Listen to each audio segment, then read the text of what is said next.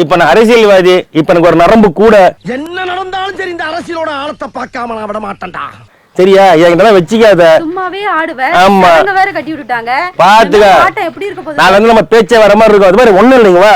அரசியல்வாதிக்குன்னா அப்படின்னா ஜெயிச்ச உடனே முதல்ல கொடுத்தாலும் வாக்குறுதி அதெல்லாம் எதுவுமே நிறைவேற்றக்கூடாது. நிறைவேற்றினா ஜனங்க நம்மள வந்து முட்டாள்றாங்க. ஏன்னா பொழைக்க தெரியாத இருக்கேன்னு கேட்பாங்க.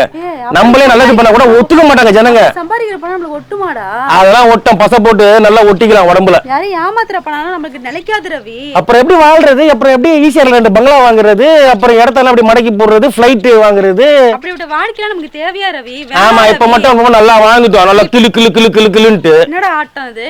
மூடி. டேய், நீ அரசியல்லாம் போனா இது மாதிரி 10 பேர் சேர்த்து ஆடுவியடா நீ? ஆடதான் போறேன் ரவிராஜ். வேணா ரவி. சின்ன பிள்ளையில இருந்து எத்தனை அரசியல் மீட்டிங் பார்த்திருப்பேன், எத்தனை அரசியல்வாதிங்க பேச்ச கேட்டிருப்பேன். அது பூரா மனசுல பதிஞ்சு கிடக்கலடா. எடுத்து விட்டா நம்மள அரசியல்வாதி தான். மான் கறி ஊர்க்கா தின்ன போறேன். டேய், போட்டுருவாங்கடா மான்கறலாம் சாப்பிட்டா. ஏது? வேணாம்டா. அதெல்லாம் இந்த ஊர்ல தான். வேலை வர வெளியூர்ல சாப்பிடலாம். இந்த பேரு அதெல்லாம் தேவையில்ல. நான் என்ன பண்றேன்னு கேட்டுக்க. என்ன பண்ற? சட்டமன்றத்துல வந்து எலெக்ஷன்ல நின்ன உடனே, சட்டமன்ற எலெக்ஷன்ல எம்எல்ஏ ஆன உடனே 4.5 வருஷம் அமைதியா இருப்போம்.